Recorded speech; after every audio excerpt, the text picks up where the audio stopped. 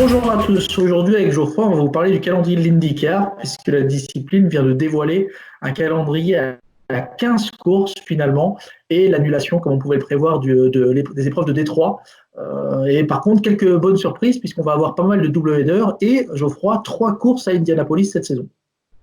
Oui, c'est la grande nouveauté de l'IndyCar qui a dévoilé un calendrier condensé.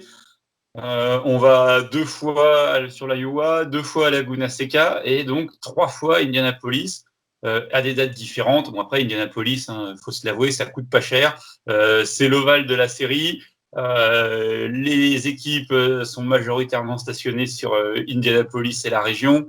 En termes de coût de déplacement, c'est très faible.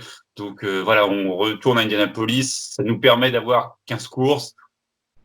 Maintenant, la grande question, c'est est-ce que la saison va pouvoir débuter en juin comme espéré par l'IndyCar avec la course du Texas qui est prévue au 6 juin. Détroit, parce que même si c'était début mai, il fallait commencer les travaux au mois d'avril pour préparer et que ça de coronavirus, bien sûr. Donc, comme tu l'as dit, on démarre au mois de juin au Texas. Et après, tu parlais d'Indianapolis, donc il y a 3 mais 2 sur le circuit routier. Hein. Exactement. Donc, on en était sûr déjà, celle du 4 juillet, qui était initialement à la mi-mai, qui avait été reportée. Donc, le 4 juillet en double header avec la NASCAR cette fois-ci.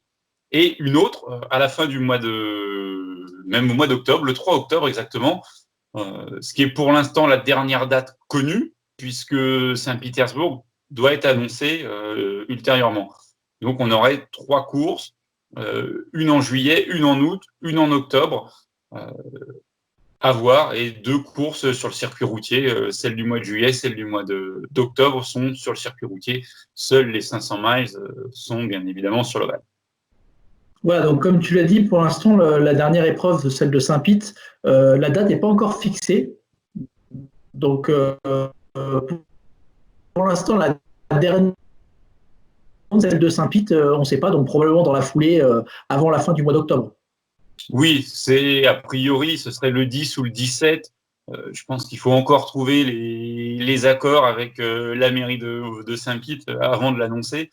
Mais c'était en tout cas ce qui était régulièrement évoqué dans les 2 premières semaines d'octobre. Donc le 10 octobre ou le 17 octobre, ça devrait le faire. Reste à trouver tous les accords avant d'officialiser quelque chose. Clairement, c'est pas Saint-Pete qui nous inquiète aujourd'hui. On est bien d'accord que c'est plus le mois de juin et le mois de juillet sur lesquels, pour l'instant, la tenue des courses est plus qu'hypothétique.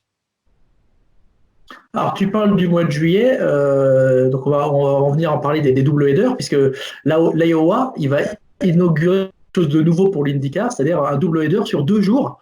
C'était à l'époque du kart, on a déjà eu des épreuves, même à l'époque de l'IndyCar, il y avait eu des épreuves, 2 épreuves le même jour, 2 courses sur 2 jours différents, le même week-end. Oui, effectivement, sur l'Iowa, qui est une piste assez prisée des fans, un short track Un bull ring, assez même. particulier. Ouais, un peu plus grand qu'un bull ring quand même, mais ouais, c'est 7/8 de miles, donc c'est pas forcément la dimension la plus commune sur des short tracks, mais ça reste une piste assez appréciée des fans. Donc, à voir comment ça va se passer. Pareil, on ne connaît pas les distances de ces courses. Ça m'étonnerait qu'on fasse 2 fois la distance qui était initialement prévue sur l'Iowa. Quel va être le format de ces courses-là, ce sera annoncé ultérieurement. Ouais, le but, pour le moment, c'est de réduire un petit peu la durée des courses pour réduire les budgets pour les équipes. Puisque déjà là, donc au niveau du staff, il n'y aura pas de changement sur le coût. Par contre, ça permet de mutualiser et d'avoir un coût de roulage au kilomètre en fait qui va être réduit parce qu'on aura 2 courses un petit peu plus condensées. Deuxième double header qui est prévu aussi, c'est Laguna Seca. Alors là, je suis un petit peu plus sceptique. Ça sera 19 et 20 septembre. C'est quoi ton avis là-dessus, donc d'avoir 2 courses à Laguna Seca le samedi et le dimanche? Bah en fait, fallait un petit peu remplacer la course de Barber qui du coup est totalement annulée. Donc fallait aller sur un circuit routier et remettre une date. On a choisi Laguna Seca parce que Laguna Seca, c'est beau, ça fait rêver, il y a le corkscrew. Après, que ce soit Laguna Seca, que ce soit Mid-Ohio, que ce soit Road America, l'un dans l'autre, ça n'aurait strictement rien changé, juste que Laguna Seca est peut-être un petit peu plus prisé et un peu plus sympa pour les fans un peu plus rêvé, on va dire, Laguna Seca que Portland ou que les pistes que je citais précédemment, excepté peut-être Road America qui est toujours un lieu à part. Mais justement, Road America, sur une piste de 4 miles, je ne voyais pas faire 2 courses en 2 jours. Voilà, et effectivement, il ne faudra pas non plus oublier, bien sûr, l'édition des 500 miles d'Indianapolis, la 104e édition, en prévu le. C'est ça, les 500 miles qui seront, comme tous les ans, un petit peu le joyau de la couronne, l'épreuve phare de la saison d'IndyCar. Donc, ça perd sa place traditionnelle du mois de mai, ça on le savait déjà depuis quelques jours. Et ce sera à la fin du mois d'août, avec des qualifications qui sont prévues les 15 et 16 août, et les 500 miles le dimanche qui suivra, donc le 23 août. Place totalement inédite pour ces 500 miles.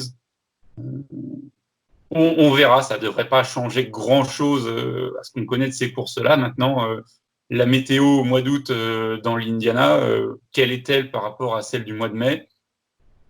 On verra. Est-ce que ça va apporter son lot de surprises et de chamboulements? Réponse au mois d'août, on l'espère. Effectivement, c'est un point important parce que ce soit pour l'IndyCar, pour la NASCAR, même des saisons complètement différentes de d'habitude et potentiellement des météos, des conditions de piste et des conditions atmosphériques complètement différentes. Donc ça peut aussi changer pas mal de choses pour les. Voilà, écoutez, je pense qu'on a fait le tour. On se retrouve très rapidement pour une nouvelle actu commentée avec Geoffroy. Et bien sûr, n'hésitez pas à nous suivre sur US Racing, le Facebook, les différents Twitter. Et on vous dit à très bientôt. Bye bye. Salut tout le monde.